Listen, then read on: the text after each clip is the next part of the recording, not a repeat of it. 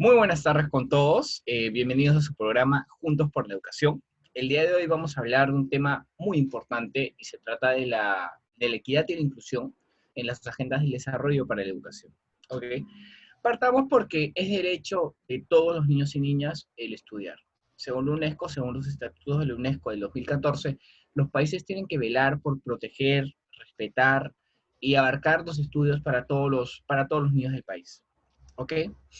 En los últimos 15 años ha habido un avance bastante significativo en esto, pero las mismas cifras de la UNESCO nos indican que actualmente existen 263 millones de niños que no estudian.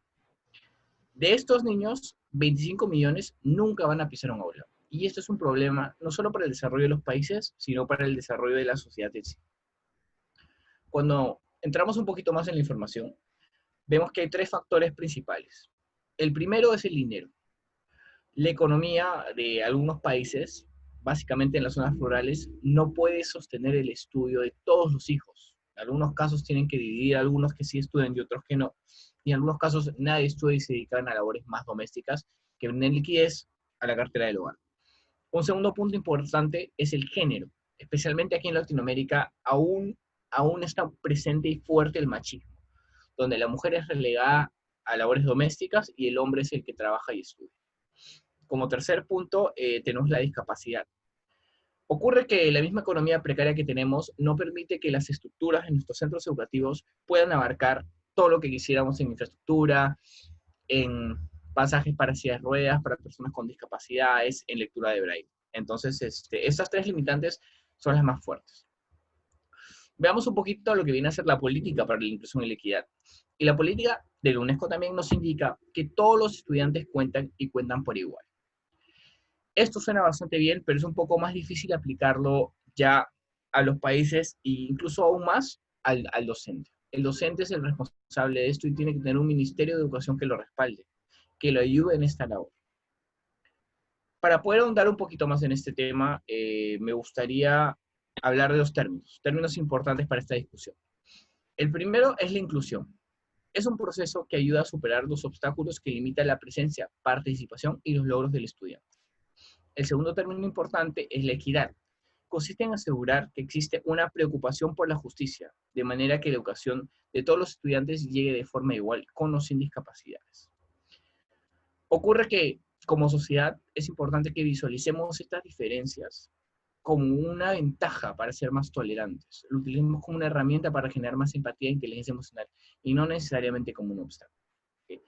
Ahorita, en la sociedad en general y en las cifras que he mencionado, es importante que nos centremos en las personas que sufren discapacidades, ya que son normalmente un grupo de lo más marginado. A continuación, tengo dos panelistas. Primero vamos a comenzar con Isis Tuncar, que nos va a hablar un poco de las primeras dimensiones de este análisis. Adelante, Isis.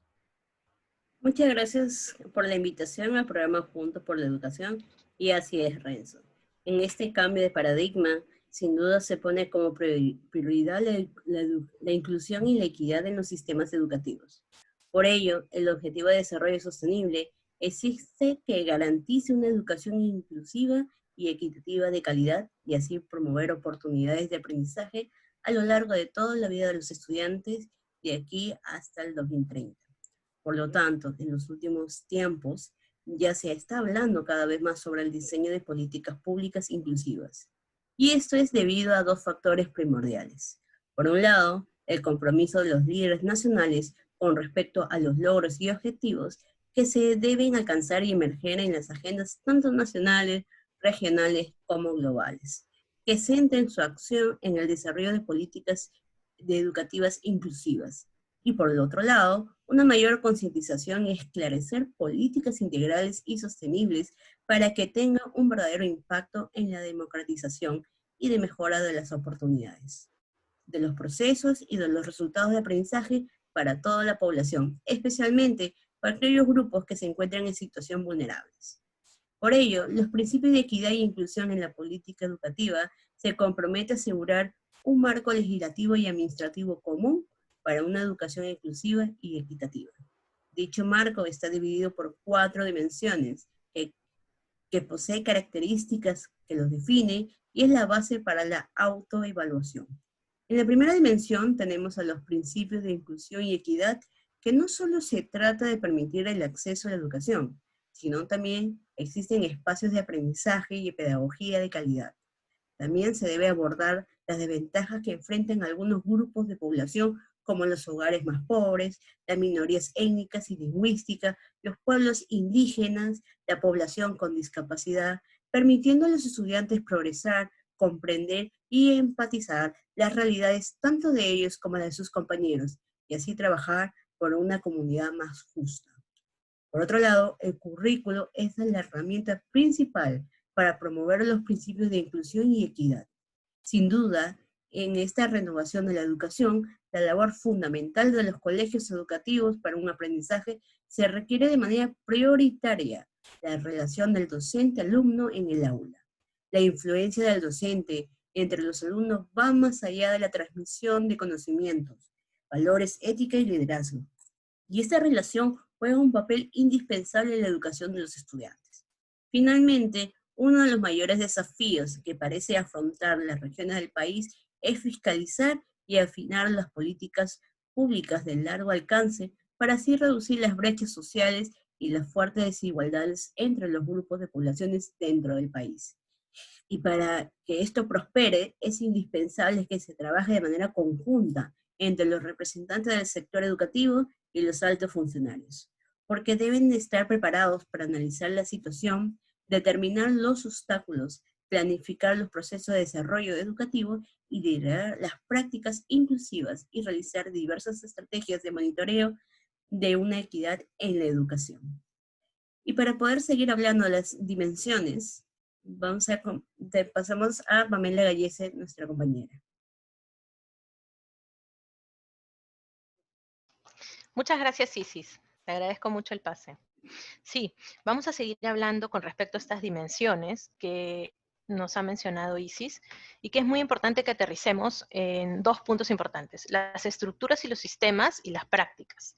En este caso, dentro de las estructuras y sistemas tenemos las características principales de las dimensiones. La primera de ellas es que existe o que debe existir un apoyo de alta calidad para los estudiantes vulnerables. Esto se refiere a que para fomentar esta inclusión y esta equidad en la educación, los gobiernos tienen que movilizar sus recursos, tanto los humanos como los financieros, para poder atender a todos los que lo requieren.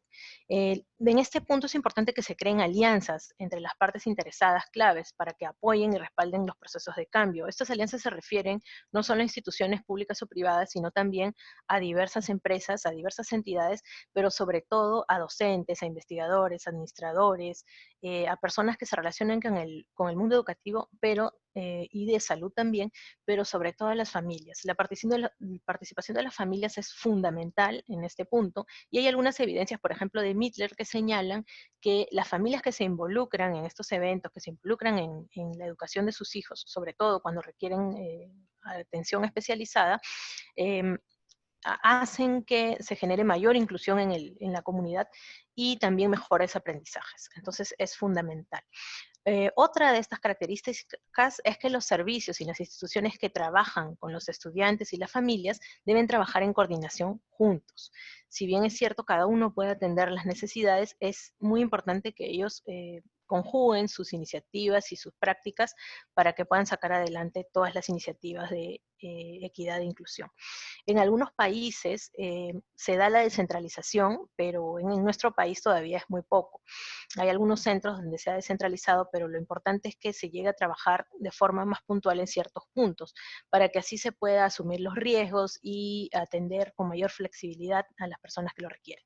También en este punto hay evidencias de MUJI que nos señalan que la colaboración entre las escuelas pueden fortalecer la capacidad de las organizaciones para responder a la diversidad de los alumnos.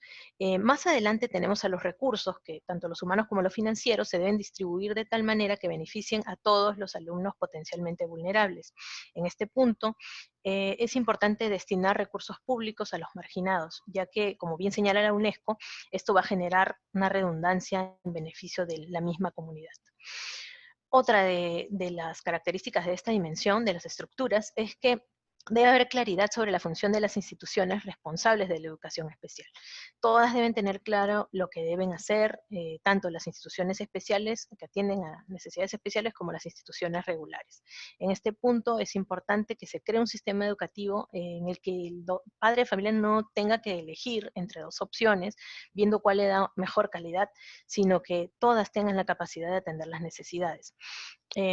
Las instituciones educativas especiales pueden apoyar a las instituciones educativas regulares, pero la idea es que se complementen ambas y que tanto la institución educativa especial como la institución educativa regular tengan la capacidad de atender las necesidades de todos. Dentro de las prácticas tenemos las escuelas y otros centros de aprendizajes deben tener estrategias para fomentar la presencia, la participación y los logros de todos los estudiantes de la comunidad. Las investigaciones también señalan aquí, de Johnson y Johnson, que si los alumnos participan y se involucran,